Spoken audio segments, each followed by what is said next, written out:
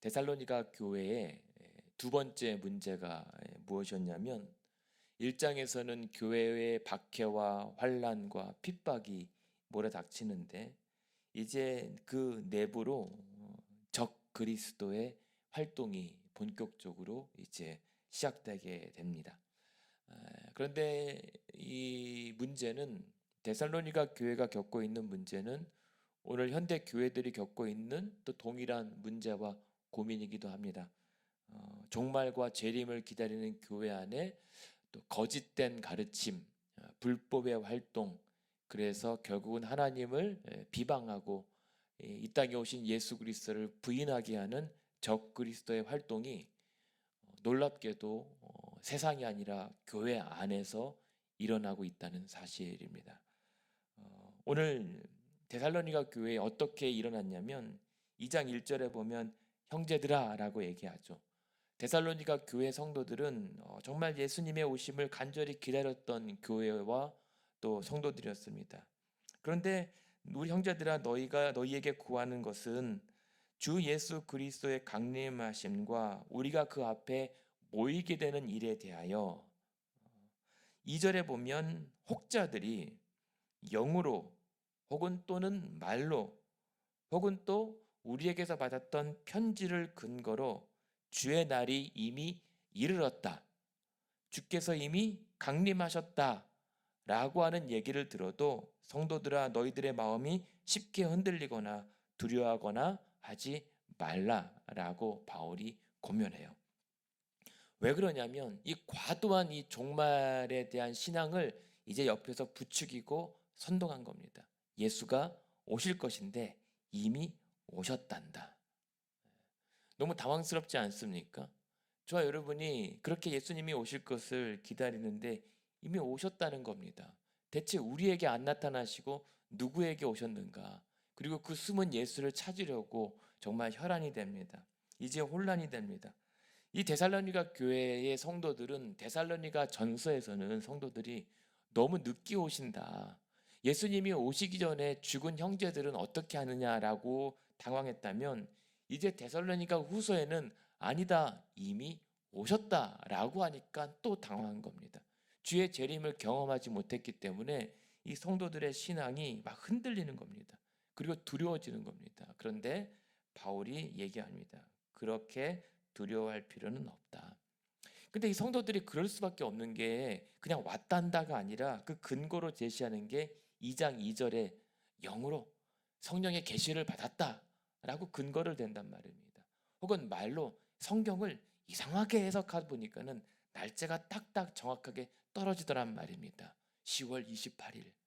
이런 식으로 성경을 막 해석하니까 성경이 진짜처럼 보이는 겁니다. 여러분 사이비와 이단들도 다 성경을 근거로 내세웁니다. 또 거짓된 기독교 교리를 증거하는 자들 다 성경을 근거로 합니다. 대신에 그 성경을 잘못 해석하거나 왜곡함으로 말미암아 거짓된 말씀을 전하는 거죠. 혹은 이 성령이나 말씀의 해석이 아니라 또는 우리에게서 받았다는 편지요. 바울이 사실 나한테만 편지를 보냈다는 겁니다. 데살로니가 교회 성도들이 그래도 의지할 만한 신뢰할 만한 이 목회자는 바울인데 바울이 내게 편지를 보냈는데 사실은 예수님이 이미 왔다고 나한테 얘기했다. 거짓된 편지를 사칭하는 겁니다. 그러니까는 이 그냥 기독교의 그 복음의 교리를 이렇게 개인적으로 막 흔들어 버리는 것, 사적으로 유용하는 것이 데살로니가 교회 성도들을 어지럽혀요. 교회가 어지러워지는 것은 괜히 뭐 엉뚱한 데서 정말 상관없는 데서 일어나는 것이 아니라 그럴싸한 곳에서 일어납니다. 그럴싸한 말씀, 그럴싸한 은혜, 그리고 그럴싸한 어떠한 사람의 논거들입니다. 그래서 우리는 분별해야 돼요. 종말의 때 정말 분별할 수 있는 은혜가 있어야 이러한 거짓 종말론에 흔들리지 않습니다. 그래서 얘기하는 게 뭐냐면 3절에 누가 어떤 말을 해도 너희가 미혹되어서는 안 된다. 그런 말에 흔들리지 마라. 만약에 예수님께서 이 땅에 다시 오신다면 어떤 일이 일어나야 되겠는가? 성경에서 말씀하는 것을 분명히 기억하라. 먼저 예수께서 오신다면 먼저 배교하는 일이 있어야 될 것이고, 두 번째는 저 불법의 사람 곧 멸망의 아들이 나타나야 예수께서 오시는 것이다. 만약에 그 전까지는 3절 후반에 뭐라고 합니까? 그 날이 절대 이르지 아니할 것이다 라고 얘기합니다. 그러니까 예수님께서 만약에 이 땅에 오신다라고 하면 반드시 대대적인 배교, 하나님을 거부하고 대적하고 교회를 핍박하는 본격적인 일들이 더 두드러지게 나타날 것이고, 저 불법의 사람 혹은 멸망의 아들이 나타나서 활동하고 본격적으로 활동하기 전까지는 예수님 그날이 아직은 당도하지 않았다라고 알면 된다라고 얘기합니다. 그러니까 뭐냐면 4절에 보십시오. 4절에 보면 그 불법의 아들, 멸망의 아들이 대적하는 자라, 그는 대적하는 자인데, 이 특징이 뭐냐면요, 신이라고 불리는 모든 것과 숭배함을 받는 것을 대항하고 자기를 그 위에 높이고 하나님의 성전에 앉아 자기를 하나님이라고 내세우는 그러한 거짓된 영, 적 그리스도가 출현하게 될 것이다. 그런 일이 있은 다음에 예수께서 오실 것이다라고 얘기를 이제 하고 있습니다. 그러니까는 지금 예수님께서 오시기 전에 이 땅과 교회에 어떤 일이 일어나냐면, 처음에는 선한 것처럼 보이는 유혹됨이 있습니다. 그리고 나중에는 그것이 노골적인 핍박으로 이어지는 패턴을 성경에서는 가르칩니다. 그래서 한번 우리가 살펴봤으면 좋겠는데, 바울이 얘기하는 이 근거는요, 이미 예수님께서 마태복음 24장에서 말씀하셨던 그 징조, 인자의 징조를 근거로 내세우는 거거든요. 우리 마태복음 24장 한번 찾아보시죠. 우리가 마지막 성탄, 예수님께서 이 땅에 오실 날을 우리가 성탄절기에 또 기다리고 한다면 어떠한 자세로 우리가 예수님을 기다려야 되는 것인가? 24장에 보시면 마태복음 24장에 제자들이 예수님께 물어봅니다. 주의 임하심과 세상 끝날에 어떠한 징조가 있겠습니까? 4절에 보면은 너희가 사람의 미혹을 받지 않도록 조심하라 라고 얘기합니다. 24장 5절에 보면 그날에는 많은 사람이 내 이름으로 내가 그리스도라고 하는 사람들이 많이 너희를 따르게 미혹할 것이다 라고 얘기를 합니다. 그리고 그때 적그리스도들이 서로 내가 예수다라고 하는 그때에 6절에 보면 난리와 난리, 그리고 7절에 민족이 민족을, 나라가 나라를 대적하는 그런 일들이 있고, 곳곳에 기근과 지진이 일어나지만 그게 끝이 아니라는 겁니다.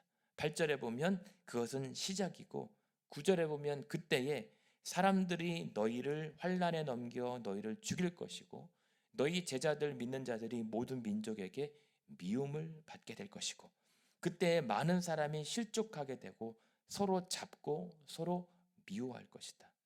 그래서 11절에 거짓 선지자가 많이 일어나 많은 사람을 미혹하고, 12절입니다. 불법이 성함으로 많은 사람의 사랑이 식어지리라 라고 얘기합니다. 그러면서 그러나 13절에 보면 끝까지 견디는 자는 구원을 얻게 될 것이다 라고 말씀하죠. 그런데요, 23절, 24절을 보십시오. 23절, 24절 부분, 그러나 그때에 사람들이 너희에게 그리스도가 여기 있다 혹은 저기 있다 해도 믿지 말라. 24절에 거짓 그리스도들과 거짓 선지자들은 너희들에게 큰 표적과 기사를 보여줄 것이다. 그리고 할 수만 있으면 구원받아 택하신 자들도 미혹할 것이다. 그러므로 26절에 보면 너희는 그리스도가 광야에 있다 해도 나가지 말고 골방에 있다 해도 믿지 말라. 27절입니다. 번개가 동편에 나서 서편까지 범적인 같이 인자의 임함도 그러할 것이다. 죽음이 있는 곳에는 독수리들이 모일 것이다. 무슨 말씀이냐면요, 예수님께서는 번개가 한쪽에서 치면은 동쪽 끝에 서쪽 끝에서 아는 것처럼 온 천하가 볼 것처럼 그렇게 오실 것이다. 그리고 죽음이 모인 곳에는 독수리가 모이는 것처럼 예수님께서 이 땅에 오실 때는 그럴 만한 징조들이 나타날 것이다. 그러므로 그 전까지는 골방이든 광야든 나가지도 말고 믿지도 말라라고 얘기합니다. 중요한 것은 24절입니다. 그런데 그럼에도 불구하고 많은 성도들과 교회들이 무너지는 이유는 무엇입니까? 이들이 거짓 그리스도의 이름으로, 거짓 선지자의 이름으로 큰 표적과 기적을 베풀기 때문입니다. 이게 예수님께서 마태복음에서 말씀하셨던 당신의 오실 날의 어떤 징조입니다. 그래서 30절에 보면 인자의 징조가 하늘에서 보이겠고 인자가 구름을 타고 능력과 큰 영광으로 오는 것을 볼 것이고 큰 나팔 소리와 함께 천사들을 보내리니 택하신 자들을 하늘의 끝에서 저 끝까지 사방에서 모을 것이다. 비밀리에 오지 않습니다. 그럼에도 불구하고 데살로니가 교회는 지금 오셨단다라는 말에 지금 흔들리고 지금 웅성거리고 있습니다. 그런데 요한 1서를 보시면 요한 1서입니다. 뒤로 쭉 가시면 요한 1서 2장입니다. 요한 1서 2장 18절에 보면 요한계시록 앞에 있죠. 요한 1서 2장 18절에 보면 이렇게 얘기합니다. 요한도 아이들아 지금은 마지막 때라 적 그리스도가 오리라는 말을 너희가 들은 것 같이 지금도 많은 적 그리스도가 일어났으니 그러므로 우리가 마지막 때인 줄을 아노라. 22절입니다. 그 적 그리스도가 어떻게 합니까? 거짓말하는 자가 누구냐? 예수께서 그리스도이심을 부인하는 자가 아니냐? 아버지와 아들을 부인하는 그가 적 그리스도다라고 얘기합니다. 그래서 요한이 적 그리스도라고 하는 표현을 아예 써버려요. 그러니까는 지금 예수님께서 오신다라고 했던 그 상황에 직전에 적 그리스도와 거짓 그리스도들이 그렇게 활동하게 되고 예수님을 비방하게 되고 하나님의 아들이신 그리스도를 부인하게 만드는 그런 불법의 활동들이 지금 은근히 일어나고 있었다라고 하는 것을 지금 얘기를 하고 있는 겁니다. 그러면서 한 군데 더 쳐다보죠. 요한계시록 13장입니다. 요한계시록 13장. 요한계시록 13장에 보면 그러한 예수님의 말씀과 그 마지막 때의 적그리스도의 출현을 요한계시록에서 이렇게 비유합니다. 13장 1절에 보면 바다에서 한 짐승이 나오는데 그 짐승은 뭐냐면 2절에 용으로부터 큰 권세를 받은 겁니다. 이 짐승은 세상 황제, 세상 권세입니다. 용은 사단입니다. 사단으로부터 큰 2절에 보면 능력과 보조와 큰 권세를 받은 짐승이 이제 4절에 보면 용이 짐승에게 권세를 주므로 용에게 경배합니다. 사단의 권세를 받은 이 짐승이 5절입니다. 13장 5절에 보면 짐승이 과장되고 신성모독하는 말하는 입을 받고 42달 동안 그렇게 일할 권세를 받습니다. 6절에 그 짐승이 입을 벌려 하나님을 향하여 비방하고 하늘에 사는 자들을 비방합니다. 그것이 이 땅에 적 그리스도와 사단의 권세가 마지막 때에 하게 될 일들이라고 하는 것을 얘기를 합니다. 그런데 거기서 끝나지 않습니다. 11절에 보면 이번에는 바다에서 나온 짐승의 권세가 아니라 땅에서 올라온 다른 짐승의 권세. 그러니까요, 바다와 땅에서 올라온 권세는 이 땅의 모든 이 땅이 세상의 권세를 사단이 활용하고 이용하는 겁니다. 그래서 이에게도 동일한 이 권세를 주는데 13절을 보시면 이 짐승이 이번에는 뭐랍니까? 비방하던 그 전 짐승과 달리 이번에는 큰 이적을 행합니다. 사람들 앞에서 불이 하늘로부터 땅에 내려오고 또 이적을 행하며 또 15절에 보면 권세를 받아서 여러 신기한 모든 일들을 행하는 권세를 휘두르게 됩니다. 이게 마지막 때 일어날 예수께서 오시기 전에 또 활동하는 적 그리스도의 모습이라는 것이죠. 왜 이렇게 찾아보았냐면 다시 오늘 본문으로 돌아가죠. 성탄절 앞두고 갑자기 마지막 때 종말을 얘기를 하게 되면 조금 안 어울리는 것 같습니다만 저는 매우 적합한 본문들이라고 생각합니다. 그런 상황에서 다시 오늘 본문으로 돌아오시면 2장 8절 9절입니다. 데살로니가 교회에도 바울이 뭐라고 얘기합니까? 그때 불법한 자가 나타나리니 예수께서 강림하실 때에 입의 기운으로 그를 죽이시고 패할 것인데, 악한 자가 나타나면 어떻게 됩니까? 사탄의 활동을 따라 모든 능력과 표적과 거짓 기적과 불의의 모든 속임을 교회와 성도들과 세상 가운데 행하게 될 것이다 라고 얘기를 하는 겁니다. 그러니까 지금 이 교회의 성도들의 믿음을 회방하는 자, 그러니까 보전 놀라운 것은 뭐냐면, 이것이 이 땅의 세상, 교회 바깥 세상에서 일어날 일이라고 우리가 착각하는데, 지금 교회 안에 이러한 불법한 자의 짐승의 권세 활동이 일어나고 있다는 겁니다. 그러면서 이들이 하는 일은, 대적하는 자의 특징은 4절에 다시 올라가시면 그 하나님에 대하여 대항하며 그 위에 자기를 높이고 하나님 성전에 앉아 자기를 하나님이라고 내세운다는 말입니다. 그냥 나는 하나님보다 높다 뭐 이게 아니라 내가 하나님이다 라고 하는 것이 불법의 활동이었던 겁니다. 그런데 놀랍지 않습니까? 교회 안에도 이러한 일들이 버젓이 일어납니다. 살아계신 하나님을 두고 하나님의 영광을 가로채고 하나님의 자리에 앉아서 교회를 주무르거나 또 휘두르거나 또 그러한 권력과 권세를 누리는 일들이 교회 안에도 간간히 나타납니다. 근데 이것이 역사적으로 보면, 우리가 다니엘서를 보았잖아요. 다니엘서에 보면 11장에 이러한 불법의 활동들을 처음에 유대인들에게 우호적으로 대하다가 마지막에는 그 권세를 마구 휘둘려서 예루살렘 성전에 돼지피를 뿌리면서 그렇게 하나님의 성전을 비방하고 백성들을 핍박하는 역사를 기록합니다. 그게 이제 역사 속에서 안티오쿠스 에피파네스라고 하는 그러한 사람을 그 불법의 사람의 상징으로 여기기도 합니다. 그런데 로마 시대로 뚝 올라가면은 또 그러한 적그리스도 같은 사람을 네로에 비유하기도 합니다. 근데 중세를 지나면서 또 그게 네로가 아니라 그것이 이제 그 개혁주의자들에게 있어서는 교황이 그렇다. 아니면 근현대로 돌아가면은 아니다 무함마드가 그렇다. 아니면 아니다 무솔리니가 그렇다. 히틀러가 적그리스도다. 뭐 계속 시대마다 적그리스도 같은 캐릭터가 등장하게 됩니다. 모르겠습니다. 그러나 분명한 것은 시대마다 세상과 교회에 그럴싸한 미혹됨이 일어났다라고 하는 것은 분명한 사실인 겁니다.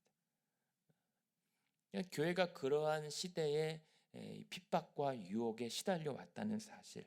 그럼에도 불구하고 교회가 오늘까지 무너지지 않고 지탱하고 있다라고 하는 것은 하나님의 은혜와 능력, 그리스도의 권세로 지켜진 것입니다.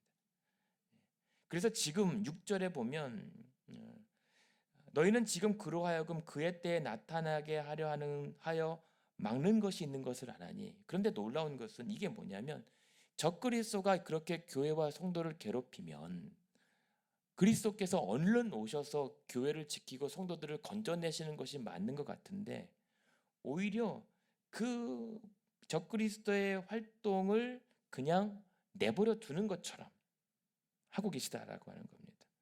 그래서 7절에 보면 불법의 비밀이 이미 활동하였으나 지금은 그것을 막는 자가 있어 그 중에서 옮겨질 때까지 하리라.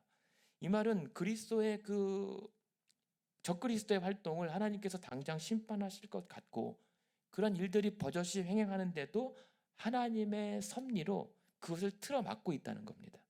아직 하나님의 통제 안에 그를 아직 두고 계시다라고 하는 겁니다. 왜냐하면 아직 그 적그리스도의 실체가 드러날 때가 아니기 때문입니다. 도리어 오히려 그것을 내버려 두심으로 말미암아 그 악한 적그리스도의 권세가 얼마나 독하고 악한 것인지를 공개적으로 더 드러내기 위하여 그때까지 참고 기다리시는 겁니다. 그리고 8절에 보면 그러나 이제 그때에 내버려 두심으로 말미암아 불법한 자가 그대 자신의 정체를 드러낼 때에, 그때 예수께서 그 입의 기운으로 그를 죽이시고 강림하여 나타나심으로 그 모든 악한 사단 권세를 피하실 것이다 라고 지금 얘기를 하는 겁니다. 그러니까 지금 적그리스도의 활동과 불법의 활동들이 횡행한다고 해서 하나님이 안 계신 게 아니라 오히려 그것이 하나님 계시다라고 하는 증거라는 겁니다. 얼마나 오죽 오래 참으신다면 그런 불법의 활동에도 불구하고 하나님의 택한 백성이 주께로 돌아오기까지 참고 기다리시고 있다라고 하는 하나님 사랑의 역설이라는 것이죠. 그리고 분명 그때에 하나님께서 예수 그리스도를 통하여 이 땅에 심판을 하게 되신 것. 그래서 그때까지는 9절에 보면 악한 자가 나타날 때 사단의 권세를 받아 아까 짐승 또 미혹됨이 있죠. 모든 능력과 표적과 기적을 동원할 것이다. 그럴싸한 진리를 불의를 진리로 가장하는 모든 속임으로 활동하는 자들을 모두 멸망시키실 것이다 라고 얘기를 하게 됩니다. 그러니까는 그런 거 있잖아요. 드라마를 봐도 하나님의 드라마가 처음에 의인들이 착한 사람들이 공격받고 억울하고 괴롭힘을 당하는데도 그 악한 사람들이 더 권세를 휘두르는 거에 대해서 그냥 말없이 당합니다. 근데 드라마의 반전은 무엇입니까? 마침내 짠! 백마탄 기사가 등장해서 그 악당들을 다 쳐부수고 그 억울했던 그 여인을 구출해내는 그 장면. 그것이 어쩌면 하나님의 드라마의 반전, 결론 아니겠는가. 그래서 그날 예수께서 그렇게 세상 권세와 그렇게 의롭은 자들이 핍박받고 고난받는 자들을 건지러 오시는 그리스도의 강림하심. 그래서 마침내 그 자들을 이제 다시 높이시고 그들을 고난받게 하는 자들을 환난으로 갚아주시는 것. 어제 보았던 것처럼 환난받는 자들을 그래서 안식으로 갚아주시는 것이 하나님의 공이다라고 얘기하는 거예요. 그래서 예수님께서 강림하실 때 입의 기운으로 천지를 진동하시고 아니 말씀으로 천지 만물을 지으신 하나님의 그 권세로 그 모든 악한 권세들을 멸하실 것이다. 이것이 우리가 장차 보게 될 마지막 때의 일이라는 것입니다. 그러니까 그때까지 저와 여러분이 힘써야 될 것은 무엇입니까? 여러분, 악한 자, 악한 권세, 진짜 권세가 아닌 것들을 분별할 수 있는 기준이 무엇이냐면 9절입니다. 계속 보았죠.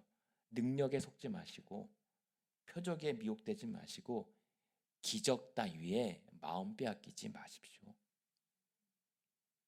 진리가 아닌 그럴싸해 보이는 유사품을 경계하셔야 합니다. 10절 후반에 보면 왜요? 그들은 진리의 사랑을 거절한 자들이고 구원을 받지 못한 것이고 11절에 보면 거짓을 믿는 자들이기 때문입니다. 구원받지 못하는 거예요. 무슨 말입니까? 알았으면 좋겠어요. 우리 모든 성도들이. 우리의 구원은 능력으로 받지 않습니다. 기적으로 받지 않습니다. 치유로 받지 않습니다. 오직 예수 그리스도를 믿음으로 받습니다. 그 엄청나고 분명한 진리가 있음에도 불구하고 우리의 신앙은 예수 그리스도를 믿는 믿음이 아니라 그것을 제쳐두고 그러한 그럴싸한 능력과 표적과 기적에 그리고 아닌 줄 알면서도 어쩔 수 없이 따라가매 우리의 믿음의 근간이 흔들릴 때가 아니 교회 전체가 송두리째 흔들릴 때가 많다는 것입니다. 그렇다면 그것은 악한 불법의 활동에 그 멸망의 아들 불법의 사람에 흔들리고 있다라고 하는 증거인 겁니다. 그래서 믿음입니다. 믿음의 능력이 나타나서 치유가 일어나면 더 좋고요.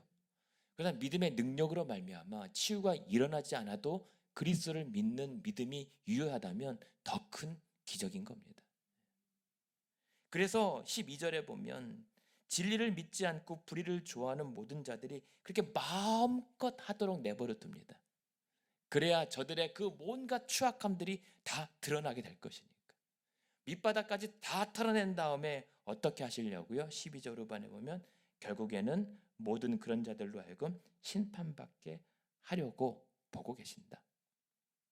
항상 저희 부모님이 가끔 하셨던 말씀이 뭐냐면 네가 매를 번다라는 얘기 하시거든요.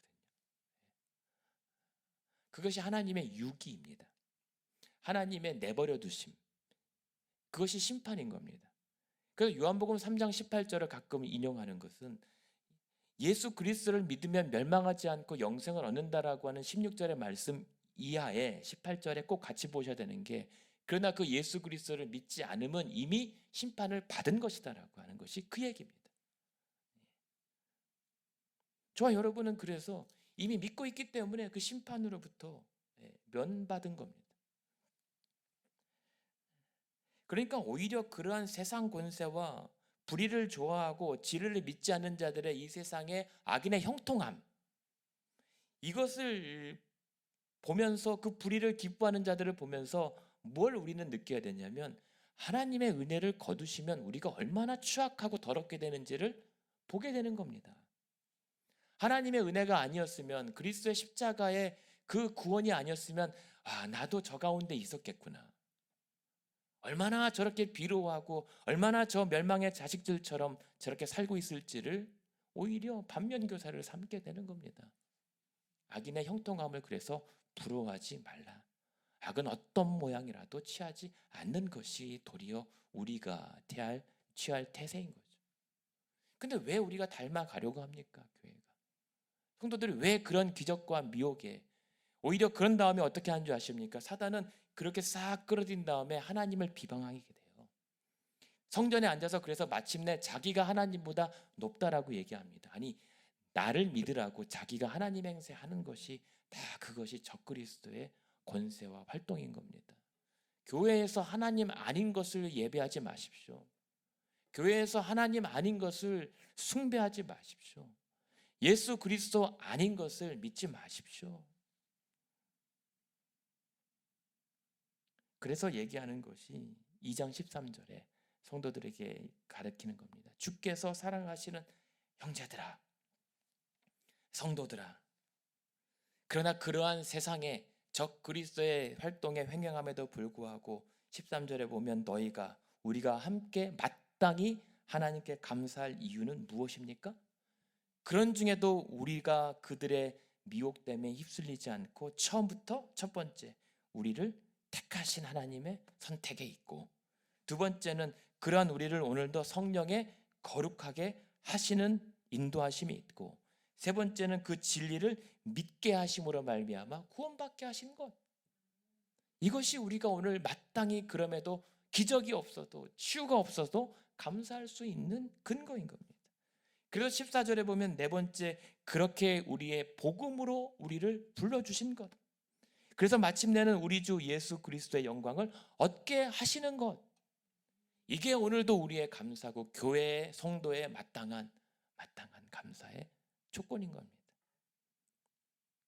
그러므로 15절에 보면, 그러므로 성도들아 오직 굳건하게 서서 말로나 우리의 편지로 가르침을 받은 전통을 지키라. 굳건하게 서서 주눅들지 말고 낙심하지 말고 가르침 받은 대로, 지금 마태복음이나 다른 서신서에서 장로들 혹은 유대인들의 전통, 외식과 위선의 전통을 말하는 게 아닙니다. 이 전통은 사도들의 전통입니다. 말씀의 전통, 말씀을 붙잡고 굳건하게 버텨라, 이겁니다. 성경에 있는 것은 믿고 성경에 말씀하지 않은 것은 버리라는 겁니다. 교회는 단순합니다. 우리의 신앙도 명확합니다. 성경대로 믿는 신앙이 기독교 신앙인 겁니다. 그래서 이 일들을 위해서 바울은 오늘도 기도로 권면을 마칩니다. 16절에 17절까지 결론은, 그래서 우리 주 예수 그리스도와 우리를 사랑하시고 영원한 위로와 좋은 소망을 은혜로 주신 하나님 우리 아버지께서 너희 마음을 위로하시고 모든 선한 일과 말에 굳건하게 하시기를 원하노라. 저와 여러분의 기도 되기를 원합니다. 성탄절을 앞두고 또 올 한 해의 또 결산을 앞두고 여러 가지 힘겨움과 또 피곤함과 또 아픔도 있지만, 그럼에도 불구하고 그러한 슬픔과 혹은 연약함 속에도 불구하고 오늘 우리가 괜찮을 수 있는 이유, 오히려 마땅히 더 감사할 수 있는 이유는, 우리를 사랑하시고 우리를 영원히 위로하시고 우리의 영원한 소망이 되어주시는 하나님과 예수 그리스도께서 여러분들의 마음을 위로해 주실 거기 때문입니다. 오히려 그 가운데 우리의 모든 선한 일들과 우리의 말에 더욱더 굳건하게 우리의 믿음을 세워서 마침내 영원한 나라에 우리를 불러 들이실 것이기 때문입니다. 그래서 저와 여러분이 그러한 성탄의 은혜를 다시 한번 더 기억하면서 영원히 누리게 될 그 기쁨 가운데 우리가 함께 성탄절을 맞이하는 저와 여러분 되기를 우리 예수님의 이름으로 축원합니다.